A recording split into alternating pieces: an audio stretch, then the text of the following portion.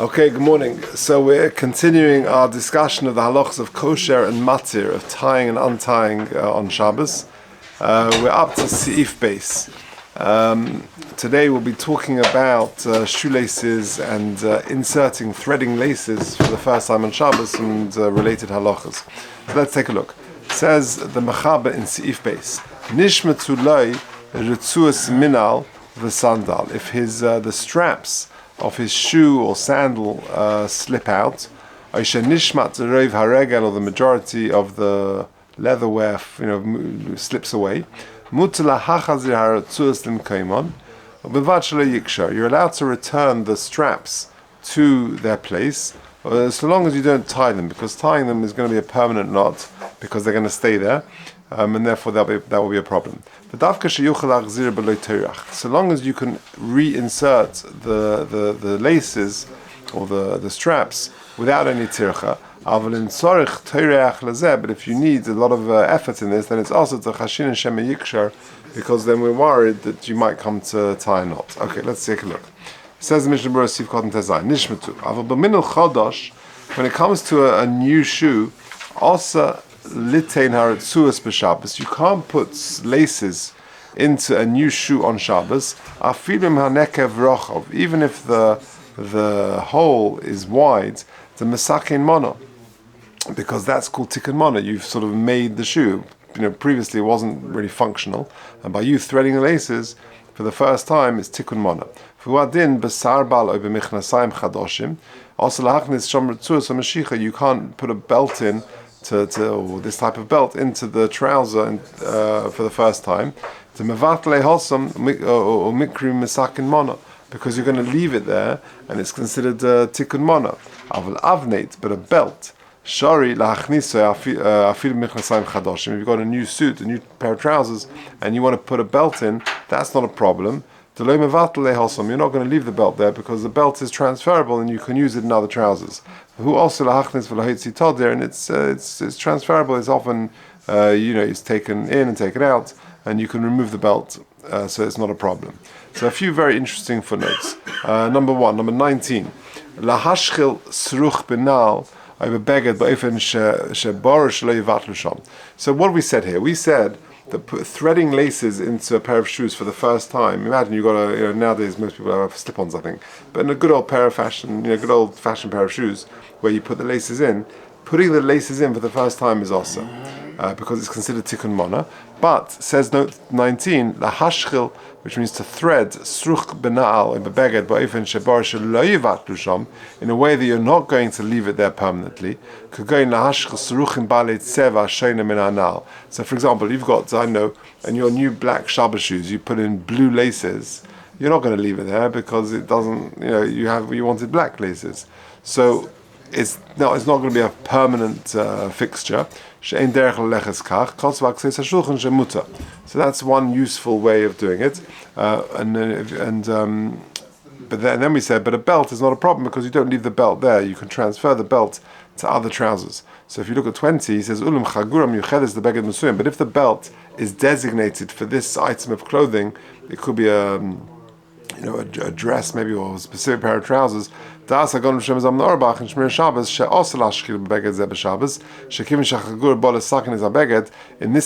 the beged, the belt could come to complete the beged, and therefore it's considered a part of it, and therefore and therefore it's like putting the belt in the laces into the shoe permanently, and they would only be allowed if it was you're reinserting it. But if it's a new pair of laces, then you've got a problem. Okay, let's carry on. Yud Zayin, Roiv HaRegel, Shemin Alayim Shelohem, the shoes of old, in times of Chazal, Hem Asuim Prokim Mechubar Maladei Ritzuas. They're sort of made up of different pieces and parts, and you tied all together. If you take out the part which is covering the main part of the foot, you sort of put it together with all different types of straps. Because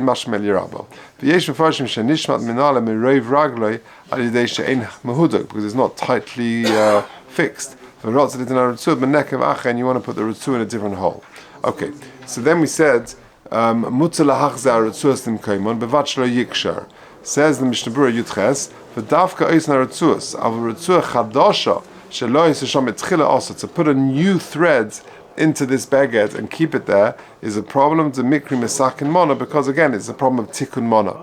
Now, if you look at 21, another important note, mavur she'im hasoru choye banal, if the lace was already in the shoe, v'yotza, and then it comes out, ein b'chazrosa lenal mishum tikkun mona. By reinserting a lace into a shoe, that's not a problem. That's not tikkun mona, because it was already fixed as a shoe. It was used as a shoe. The lace came out or broke, and you're putting and you're reinserting it. That's okay. Putting a new one is a problem. The same is true by putting. We will see. Mr. Shem will get there in Shin Mem, that reinserting the stuffing of it into a pillow. If it was, you had a pillow, and the good old fashioned pillows were made out of proper feathers and things like that, and you reinsert the wool or whatever's inside back in, that's okay. But if you're putting in the stuffing for the first time, it's tikkun mona. You're making it into a pillow. So it's the same application over here. Next paragraph in footnote 21. If you got a strap which are not new, an old strap, and they were already in a beggar before Shabbos, that's Hagon Shemazam Orach in Shulchan Shlomo she'osel sitzim bebeged acher, to transfer it. Let's say your shoelaces break and they're no good. So you want to now wear your Shabbos shoes, and you want to take a shoelace from another shoe and put it into your Shabbos shoes. So it says Rav Shlomo Zalman, also l'sitzim bebeged acher, benal acher, it's in a different beged or a different shoe, because that's tikkun mona of this shoe now. V'chein das hagonim risen karelitz, v'hois v'hagonim Shlomo Zalman Orbach, she'also lasses kein afim yichtu lifnei Shabbos etzorech aminan lebeged acher. Even if you say, I'll take the laces from my weekday shoes and I'll put them in my Shabbos shoes, even if you think about that before Shabbos, that's a problem, because you basically in masakin mona, you basically fix your Shabbos shoes. Okay, just get slip-ons, much easier. Yutes, Shelo Yikshar. Where is this going on? This is going on, the end of the Mechaba. So Mutzala Hachze Haratzus Nimkom Bevat Shelo Yikshar. Pirush, Shelo Yasa Kesha Bereisha Shelo Yishmat. You shouldn't when you put the laces in those days, they were sort of tight at the top, that it shouldn't slip out. To have a Kesha Shel Kayoma, because you intend to leave it there. It's a permanent knot. Kamosha Kosov Sif Aleph, like we said previously. Below Torach, and then the Ramah said, "V'dafka sheyuchel achzir below Torach." When is it allowed? Only if there's no major effort. But if there is effort, then it's also. Says the Mechaba Siv Kotan Chof, the Mishnah Berurah. Dahainu shanekev rochov. What does it mean tircha? It means that the hole, that I think it's called an eye lace, or wherever you put the lace in, is slightly broader. V'achreinim esigal zeh. Da'afilu hanekev rochov also b'makom sheragilim likshar. That even if it's a very wide hole and it's not a big tircha, Chazal was still worried in a situation where you might come to make a knot. And in a situation where the hole is very thin, because you've got a tircha.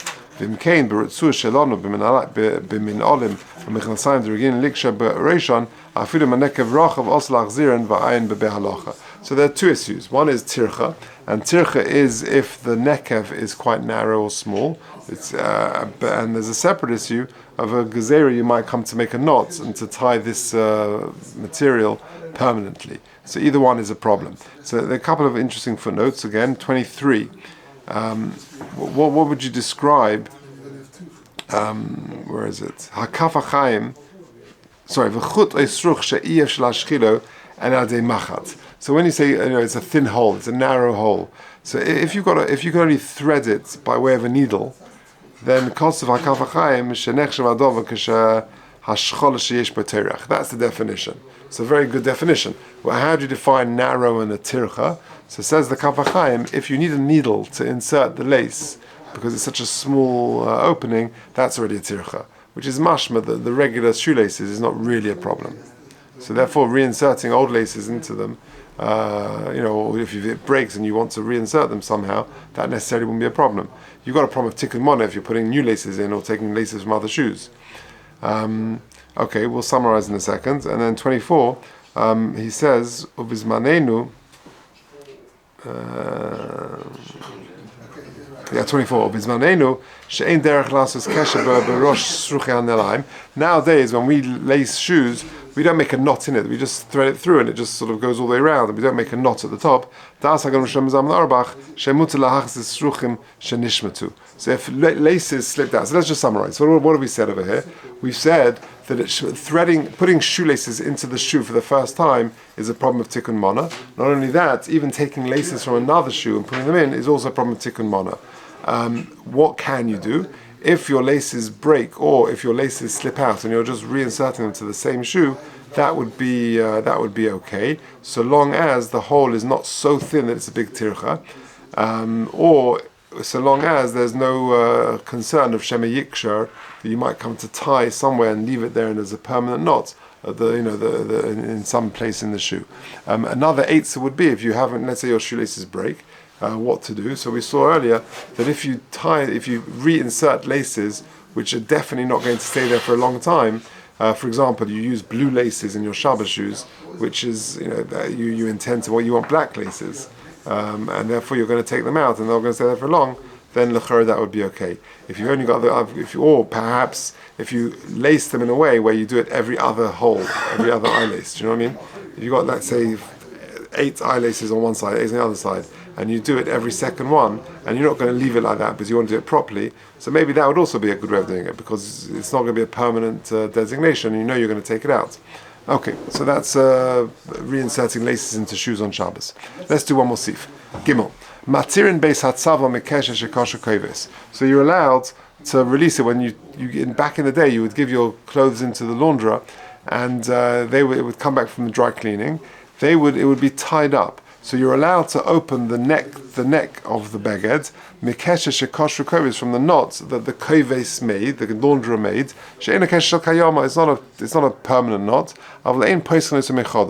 But don't open it from afresh. The mesakin mono, because now you've enabled this beged to be used, and therefore it's tikkun mana. So you haven't got a problem of kosher or matir. It's a problem of tikkun mana. Says the Ramah, afilu beged niftach. Even if the beggar was already opened, but the uman went and closed it again, that's the way they do it. If you've got a pair of shoes which are sort of stitched together, they're sort of connected together with some sort of material, you can't undo those. That's when that's how they put them together.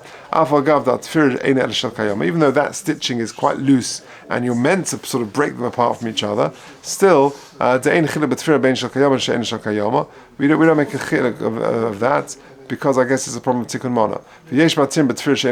There are those who allow it with tfir she'en shel kayama, ve'en lahatzi b'fnei amoretz, and if you rely on that, don't do it in front of an amoretz, because he might learn that, he might misunderstand it. Okay, weiter. It says the Mishnah Berurah Sif Kotan Chof Aleph. She'ena keshesh shel kayama. She'ena also liskaim rak ad sheikochena balabayis lebeisoi. That is only, it was a temporary type of setup, and it's only going to be also until the balabayis takes it home. V'yesh machmir b'dava, and imkein also lahatze ba'isa yom shel akvisa. There are those who are machmir unless it's there for the day of the kvisa itself. The masak is very temporary. The masakin manahu v'chayiv mishum makbe patish v'hu gemar melacha. If you look at note 27, also interesting note, he says, what about opening yogurt cans? That could be a parallel case. Do you know what I mean? If sometimes you buy the yogurts and they come in a container, 3 or 4 or 6 together. Now, are you allowed to break off the yogurt things? There's like a serrated edge on it. So he parallels it to this. So he says, V'afrodas geviyei leben v'chodoim ha'mechubarim bezugos. They come in 2s or 4s or 6s. Da'as hagonim l'yashuv she'asur mishum makbe patish. You've now completed it, and therefore this is a standalone yogurt pot, and therefore it's a problem. She's mishum gam mishum isum machatich. There's a problem with makbe patish and machatich. Meidach, on the other hand, da'as hagonim shem mezalman arbach she'mutar la'afridom. you are allowed to separate these yogurt pots. Because they've been made in that way that you can easily separate them. They're made, finished, completed pots, and they're made to just join together to easily break them away, but that's just the convenience of the packaging. And this is similar to the shoes which are sort of put together. The Ramah allows you to break apart. He says there's no problem with machatich.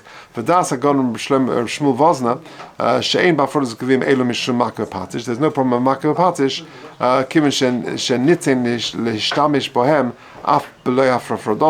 Because really you could use it without it. You could eat the yogurt without breaking it apart. So therefore, it's not really makkah patish. And then lastly, v'atam she'en echav al pisichas beis hatzava mishum mechatich b'yorgon mishum zam norbach.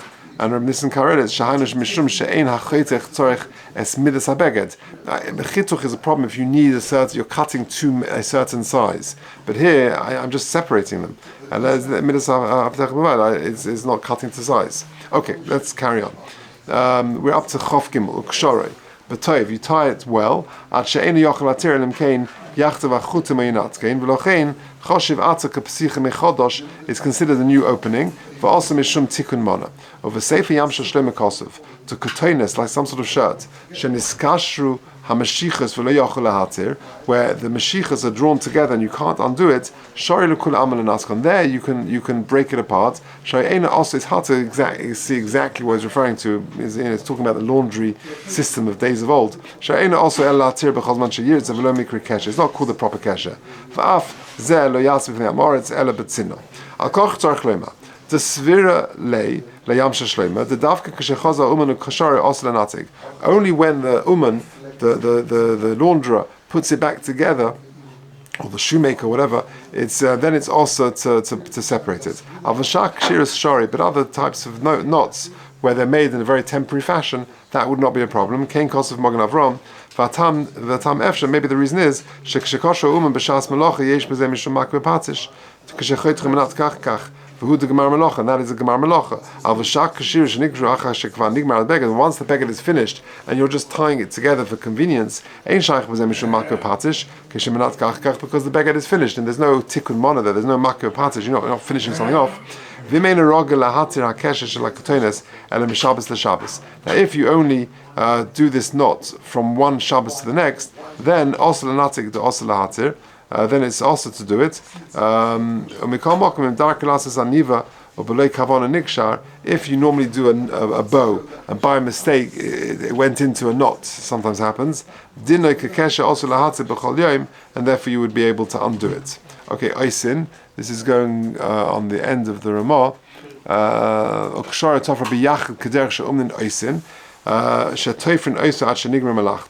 The natik alachte chatam nira. The reason is mishum to chashiv k'kaream nas l'sakein kol keshesh also lizman v'lo l'smidas. Anything which is there temporarily and not permanent. Afilim hu keshe amiz, even if it's a very strong knot. Yesh lahakar de in Yehudi likshar lahatim hu l'tzorech harbe tavi shvus to shvus, because it would only be a shvus to shvus. Itself is undoing it is an issa drabanan, and getting the guy to do it is a shvus to shvus. Okay, we'll just got to finish off Kosher Matter tomorrow, and we'll try and tie up all loose ends.